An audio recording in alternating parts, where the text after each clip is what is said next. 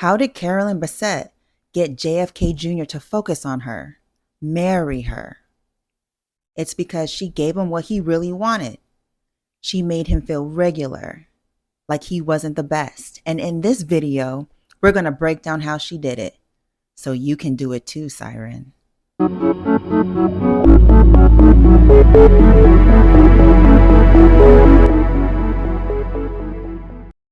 Welcome back to the cult. My name is Naomi, and you're watching my channel, Saint to Siren. Subscribe and hit the notification bell, because it's better when you're here. Your energy is at its best when it's here. Now, the main thing that Carolyn Bassette did was she always kept the focus on her so that JFK Jr., her environment, her work, her friends, always focused on her. That's why she was so alluring and mysterious in the public, because of the way she moved. And I always say your movements, your actions are the best communicators, because it creates curiosity and it leaves it up to those who are perceiving you to make their own conclusions.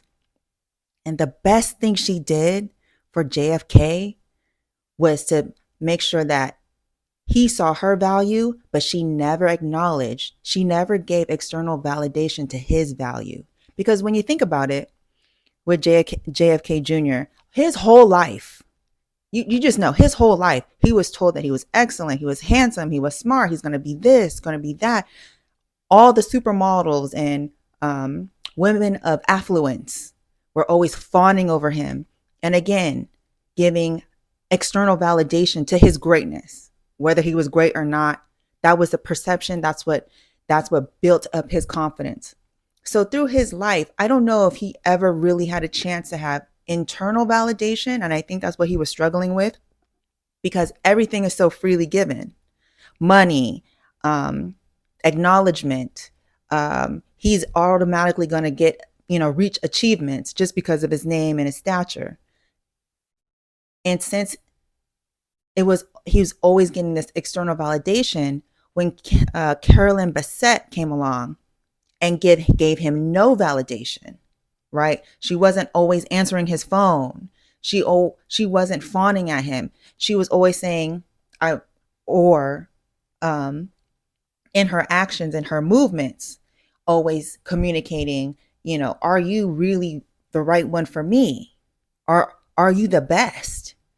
That's what made him want to chase, want to focus on her. Like, everybody else is fawning over me except this one woman. I must prove myself. I got to get this woman. And that's what got her to the altar with him. And she even did that. You can even tell she did that throughout her life, the way she moved. She made people feel like they needed her validation, like needed her check mark just to feel good in the world. And you can do that too, Siren. She did this by putting herself first, right? Is this good enough for me? We are taught a prey mindset to always give, right? To always fawn at another man's feet or want the social acceptance of everyone else around us. When in actuality, we have been taught the game all wrong. We have to hold our acknowledgement to ourselves, only acknowledge our greatness. And when someone else is seeking our validation, be very slow, especially in a romantic, situation. Be very slow to give it out, because that is what gives men their confidence. Women gives men confidence, gives men validation. So if we do not give validation so quickly, we don't say, you're so handsome and you're so cute, and you're not doing those things, not answering every phone call, let it breathe, let the connection, let that impulse, let that pressure breathe for a bit. It incites more curiosity. You stand out. You are way more valuable, right? Because you're not so quick to give in, to get in the bed, to focus all on one person. And when you even build that out even more, you can see how Carolyn Bassette became so polarizing. Everybody just wanted a piece because she just wasn't giving out her attention so freely. She was friendly to be around, easy to be around, but hard to get. So I bet when she went on dates with John F. Kennedy Jr., right? She was fun and easygoing.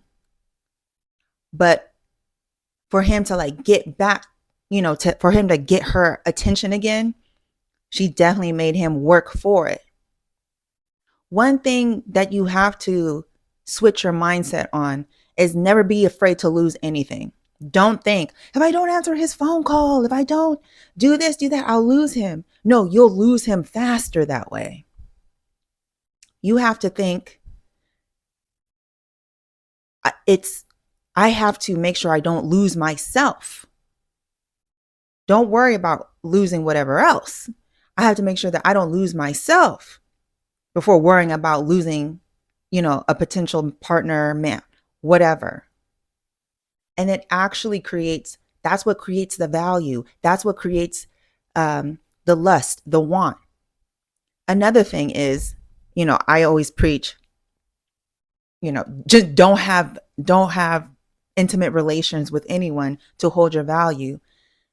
Not only to obviously create more pressure and more lust and more want and more interest, and to build that build that viewpoint from your target towards you, but also what you must know biologically with women, okay? When your cervix is being hit by the man, okay, it releases oxytocin, the bonding hormone. So that's why after you're intimate with someone, you may feel like you want to be with them, you want them to be your boyfriend, their man, and you like want. It's because of that. So when you are intimate with someone, you have to be very mindful. It's a very dangerous thing, because you physiologically, you're getting attached to this person who may not be a good person at all. So with men, when they relieve themselves, that's why they have that the want to like pull away, and because that energy has been released within them and they're fine. But they have given that energy to us, and that's what makes us like want more. So you have to be very careful with that. So that's why I say, do not give nothing up until you've built up this pressure, this expectation, this value. So when that does happen, the target has invested so much time thinking about you, being curious about you, wanting you. You've been ingrained into his mind, into his routine, that when that does happen, it's not such a harsh blow. You know what I mean? It's a more of a smoother landing, and you have gotten into a cycle of where he wants you around. He's used to investing in you. And that's why you don't want to give it up so easily if it's someone that you really care about, right? Or you want a future with. Playing hard to get, knowing your value, not being reachable all the time. You may say it's games, but it's very crucial to, if you are looking at a long-term prospect with a target, or maybe even if you just want to siphon energy off of him. You like the designer brands, Hermes, Chanel. Why are they so listed after? Because they're so hard to get. A brand new one you can buy secondhand, but a brand pristine new one, thousands of dollars. And that's how they create value. Other than that, it's just another handbag. It's just another bag. It's just a bag. But the perceived value and how it makes a person feel when they buy it and when they wear it, that's why they purchase it. So you have to be designer, be exclusive, be hard to get. Even if you're bored, doesn't matter. I'm upping my value to my target or to the person that I'm interested in, like Carolyn Bassette did. She's taking her time I think when JFK proposed, he was like, do you want to marry me? And she was like, I don't know. And that even, and you may feel like that would turn him off. But honestly, it's just stating my value. Like, hold on, I need to make sure this is right for me because I'm so high value. I love my life and I want to make sure I'm not going into the wrong situation. I don't want to say yes so quickly. And it just triggered his want to fight, want to focus. Like, I need your validation. Why aren't you giving it to me? I've always gotten it from all these women, beautiful women, affluent women with money. Why aren't you doing it for me? Also, she communicated that he's not the only one. She was dating a Calvin Klein or was intimate with a Calvin Klein model. That provides another form of resistance, some competition. Also remember, JFK Jr. is a Sagittarius. Any Sagittarius, rising, sun, moon, love the chase. Mars, love the chase. It's like if something goes running away from them, like, wait, no. It's just a natural instinct. So especially if you're dealing, this is with any man in general, but especially with a Sagittarius, you have to not just be so easy. She was not so easy for him she didn't just fawn for him. So it just kept his interest longer. And the longer you can keep the interest, right, the more that you are building an emotional investment, a financial investment from the man to you. We have been taught to give and give and give and wait for a man's external validation through, society pressures of being married and having kids. Like, a woman is only validated if she's married and have kids, right? So through those society pressures, that's why every woman, they want that external validation, like want to chase for marriage. But we need to unlearn that because that's wrong. If you want the best, you have to be the best. You have to communicate that. The best way to communicate that is through your actions. Again, because it creates curiosity. It leaves up to the person perceiving you to give you the value. You have to act like you're a millionaire if you want to be treated like $1 million. You have to act like that is what you are if you want people to perceive you in that manner. And with Carolyn Bassette, she had built out that notion of making sure that she's valuable and making sure that you have to work for her validation throughout her whole life. It wasn't just in her personal relationships, but it was also in in her work ethic, and I bet in her other